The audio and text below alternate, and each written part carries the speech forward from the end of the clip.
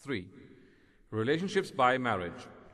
After a mention of relationships prohibited for marriage on the basis of lineage and fosterage, relationships which are prohibited for marriage on the basis of marriage itself are mentioned in the verse quoted earlier. Such is the obviousness of the sanctity of these relationships in human nature that no reasoning is required. Consequently, the daughter-in-law is prohibited for the father, and the mother-in-law, the wife's daughter, the wife's sister, and both nieces of the wife, the maternal and paternal aunts of the wife, are all prohibited for the husband. However, since these relationships are formed through the husband and the wife, a degree of weakness is found in them. Owing to this reason, the Quran has imposed the following 3 conditions on the prohibition of these relationships. Firstly, only the daughter of that wife is prohibited with whom one has had conjugal contact.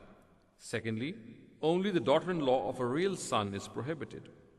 Thirdly, the sister of a wife, her maternal and paternal aunts, and her 2 nieces are only prohibited if the wife is in wedlock with the husband. The first of the above-mentioned conditions is referred to in the Quran in these words: وَرَبَائِبُكُمُ اللَّاتِي فِي حُجُورِكُم مِّن نِّسَائِكُمُ اللَّاتِي دَخَلْتُم بِهِنَّ فَإِن لَّمْ تَكُونُوا دَخَلْتُم بِهِنَّ فَلَا جُنَاحَ عَلَيْكُمْ. Or, your stepdaughters raised under you, born of your wives with whom you have lain, no offense if you have not lain with their mothers.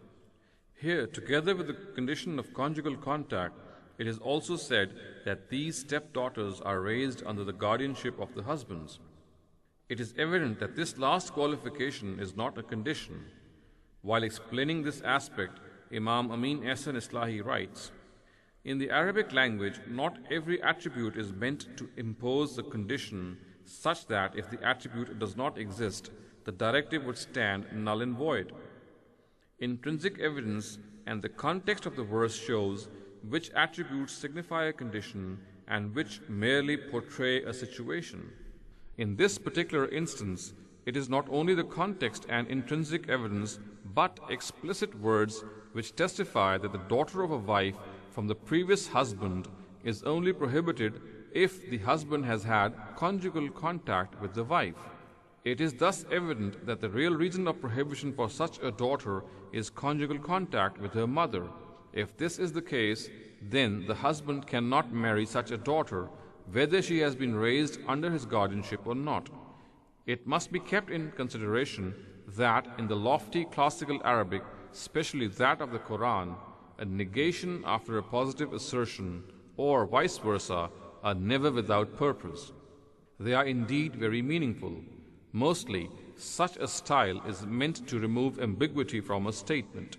Hence, the view of some people that marriage with only that daughter of a wife with whom conjugal contact is made is forbidden, who is raised by the husband, is incorrect.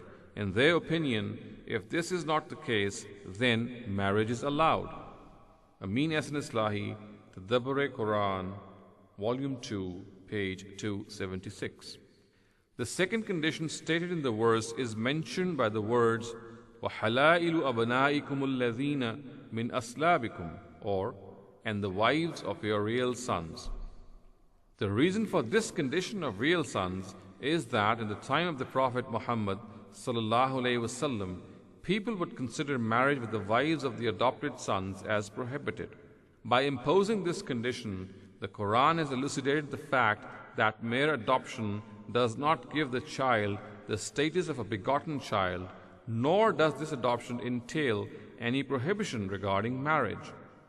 In Surah Ahzab, the words of the Quran are وَمَا جَعَلَ أَدْعِيَاءَكُمْ أَبْنَاءَكُمْ ذَلِكُمْ قَوْلُكُمْ بِأَفْوَاهِكُمْ وَاللَّهُ يَقُولُ الْحَقِّ وَهُوَ يَهْدِي السَّبِيلَ ادْعُوهُمْ لِآبَائِهِمْ هُوَ أَقْسَطُ عِندَ اللَّهِ فَإِن لَّمْ تَعْلَمُوا آبَاءَهُمْ فَإِخْوَانُكُمْ فِي الدِّينِ وَمَوَالِيكُمْ. And He has not made your adopted sons your real sons. Such is your speech by your mouths, and God says the truth, and only He shows the right way. Call them after the names of their fathers. That is more just in the sight of God. But if you know not their fathers, then they are your brothers in faith and your friends. Surah number 33, verses 4 and 5. The third condition is stated in the words وَأَن تَجْمَعُوا بَيْنَ الْأُخْتَيْنِ, or and two sisters in wedlock at the same time. A little deliberation shows that this expression is of the same style as the one which has been discussed before under foster relationships. Although the Quran has only stated the prohibition of two sisters in simultaneous wedlock, it is evident that if combining two sisters in wedlock is a lewd thing as far as the relationship of marriage is concerned, then combining a lady with her brother's daughter in wedlock or with a sister's daughter in wedlock is like combining a mother and a daughter in wedlock. Hence, though the words used are وَأَن تَجْمَعُوا بَيْنَ الْأُخْتَيْنِ, the purport of the Quran undoubtedly is وَأَن تَجْمَعُوا بَيْنَ الْأُخْتَيْنِ وَبَيْنَ الْمَرْأَةِ وَعَمَّتِهَا وَبَيْنَ الْمَرْأَةِ وَخَالَتِهَا, or and two sisters in wedlock at the same time, and a lady with a brother's daughter at the same time, and a lady with a sister's daughter at the same time. However, all these words are suppressed after Bain al-Ukhtain because what is mentioned points towards this suppression as obviously understood.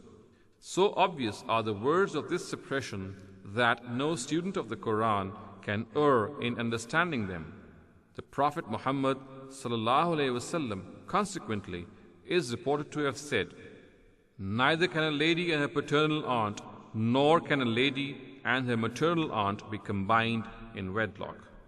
Malik ibn Anas, Al-Mu'atta, page 341, Hadith number 1600.